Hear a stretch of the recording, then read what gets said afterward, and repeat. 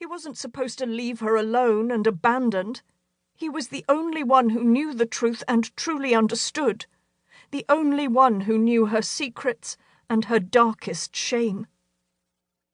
Together forever, she murmured beneath her breath. The phone buzzed, sending a jolt through her fingers.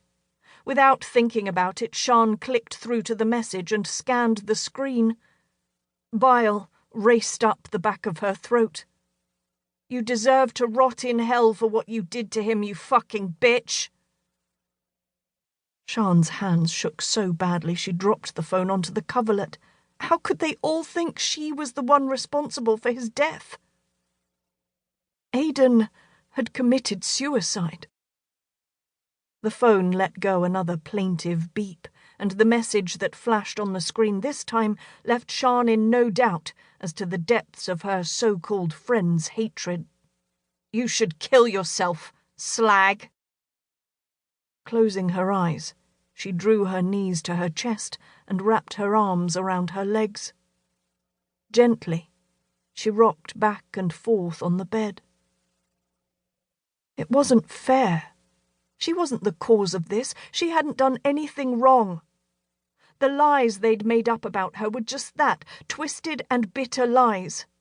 She loved Aidan, would never cheat on him. "Please, just stop," she whispered under her breath as another message slithered through. Sheehan opened her eyes and peered down at the phone screen. The Snapchat icon bore Aidan's name, and Sheehan's heart stalled in her chest. "I'll always be here for you." It wasn't possible. He was dead. He couldn't be sending her messages. "I love you. Together forever." She scooped the phone up and replayed the message. It couldn't be Aidan. Creak. The noise was closer, practically outside her bedroom door. Sheehan would have known the sound anywhere. It haunted her waking hours and kept her from sleeping most nights. She'd lain beneath the bed cover she was currently perched on top of enough nights and listened to that noise. Fear wrapped icy fingers around her heart. "Aidan, is that you?" The moment the words left her mouth, she felt stupid. Aidan was gone. She glanced down at the phone, but it had fallen silent. The messages he'd sent were gone. But hope made her brave as she slid to the edge of the bed. Silence swept back in around her. He wasn't here. She was just imagining the noise. She had to be. Sucking in a deep breath, Sheehan pushed up from the bed and crossed to the bedroom door.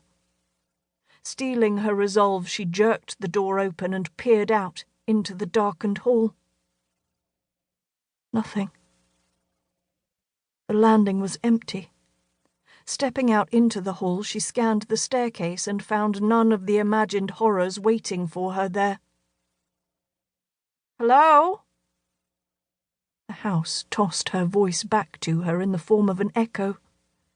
Even that mocked her. Drawing her courage around her like a mantle, Sheehan moved to the top of the stairs. The house really was empty.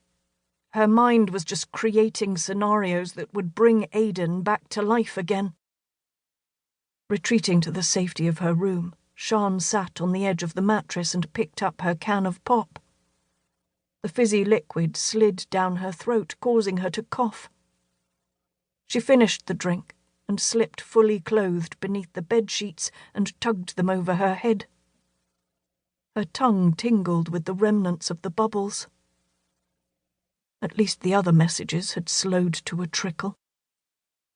Sheehan watched the fading afternoon light drift across the floor as her body grew heavy.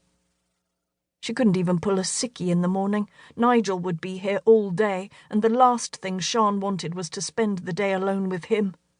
It would simply be the icing on an already shitty cake. Not that she had any intention of going into school either.